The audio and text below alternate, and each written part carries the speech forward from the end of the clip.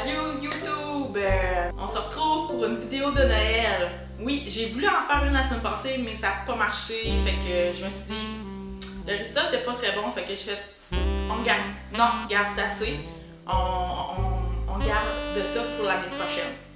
Je vais faire ça devant mon sapin, mais regarde, c'est pas grave là. On s'en prend une autre fois, c'est pas grave. Ben, moi, vu que je fais pas mal des critiques de BD et des sujets par rapport à la culture geek et tout ça, on se rejoint ici pour une critique vidéo de BD. Il s'agit de Batman Noël de Libermajo. Cette BD-là a été faite en 2011. Elle a été écrite et dessinée par lui. Libermajo est surtout connu aussi pour Joker. Pour Joker. Il est aussi connu pour avoir collaboré avec Brian Azzarello dans différentes BD. Oui, pour Joker justement. C'est inspiré de l'histoire Un chant de Noël de Charles Dickens pour l'adapter avec l'univers de Batman. Comme dans l'histoire, Scrooge est comme confronté à se fait visiter par trois visiteurs qui lui font rappeler le passé, puis ils montrent le présent. Et si ça continue comme ça, le futur, si le chemin continue comme ça, c'est un gros coup risqué de mixer l'histoire de Charles Dickens avec l'histoire de Batman, mais c'est quand même très bien réussi parce qu'on sent très bien. Déjà, Un chant de Noël, c'est un peu sombre. Puis l'univers de Batman aussi. Fait que c'est comme très bien réussi. Puis ce que j'ai aimé aussi, le fait, c'est que c'est pas courant tant que ça. D'après mes lectures de différentes BD, que l'auteur soit autant capable d'exceller aussi dans le dessin, qu'il soit capable d'exceller dans les deux parties. C'est vraiment pas très courant, puis c'est vraiment très fun. Puis ça donne quelque chose, quand même des très bons résultats, comme si cette BD vraiment un délice. C'était pour moi la deuxième fois que je le lisais. Je pense que je vais refaire comme tradition de le lire à chaque Noël. Une affaire qui est quand même très prévisible, que j'ai remarqué, c'est que le choix du casting des trois visiteurs est comme trop prévisible. Mais pourtant, il fit. Il fit avec l'univers de Batman, tout ça, puis il fit. Mais ça reste en soi quand même très prévisible, mais je vous en laisse la surprise. Je dis rien.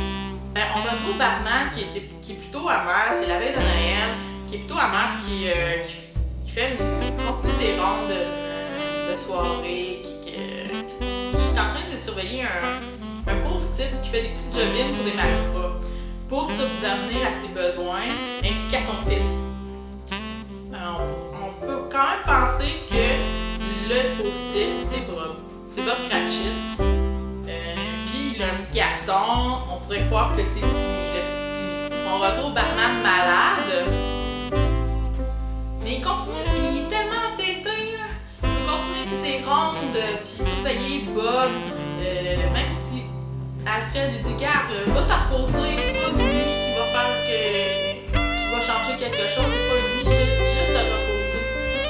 Puis non, Batman il est tellement entêté qu'il veut prendre Bob Cratchit sur le fait pour l'envoyer en prison, qu'il écoute pas Alfred, puis il continue ses rondes. Puis il s'ensuit les trois visites des trois visiteurs, puis je vous en laisse la surprise. Ben, ma scène préférée, c'est quand il y a une genre de reprise de conscience, une genre de réflexion. C'est un spoiler, désolé. Le pauvre type, il est comme confronté à un choix. Tu sais, soit il continue comme ça, ou il défend son fils que Malfoy a comme soudoyé, approché. Que le Malfoy il a comme rentré dans son univers, c'est comme non, pas touche pas à mon univers. Tu sais, je vais faire des petites jobines pour toi, mais touche pas à mon univers, touche pas. C'est pur, touche pas à mon univers. Et le Malfoy a voulu toucher son fils, approcher son fils, fait qu'il veut, Bob, il veut quasiment tuer le Malfoy pour avoir approché son fils. C'est quand que Batman lui a sauvé la vie, parce que dans ce monde il l'a vu, le Malfoy a voulu a voulu tuer Bob, mais Batman a eu le temps de lui sauver la vie, fait que Bob a pu reprendre le revolver et le pointer vers le malfrat. Mais Batman lui a dit, regarde, fais pas ça devant ton...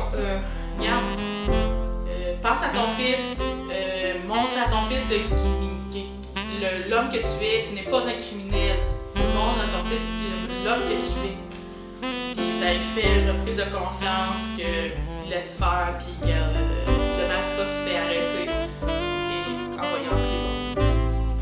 Puis même pour Batman, en premier, il voulait. Cette reprise de conscience. Dans l'histoire, c'est plus Scrooge qui fait la reprise de conscience, tout ça. Mais là, dans l'histoire, c'est les deux personnages, le Bob et Batman. Mais tu sais, on ressent quand même une histoire pareille.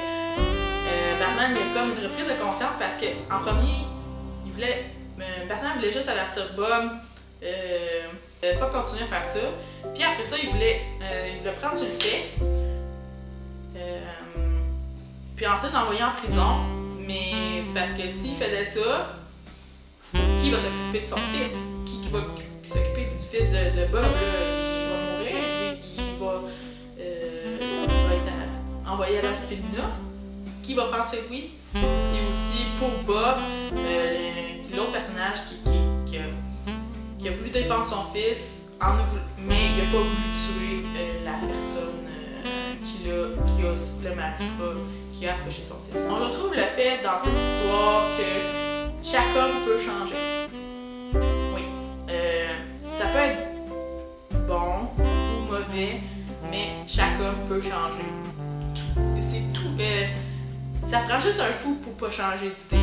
J'ai aimé le fait aussi que le petit Timmy, comme dans l'histoire, ça prend pas grand chose pour être heureux, puis ça veut dire faire quelque chose qui soit festif, juste prendre des petits gadgets juste pour faire un petit sapin de Noël.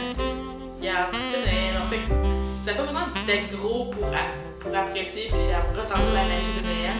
Juste ça, c'est déjà belle en masse. Ma vidéo se finit là. Je vous souhaite des joyeuses fêtes. J'espère que vous avez aimé ma vidéo. Donnez-moi un petit like pour m'encourager. Abonnez-vous si vous voulez voir d'autres vidéos de critiques de BD ou de la culture geek en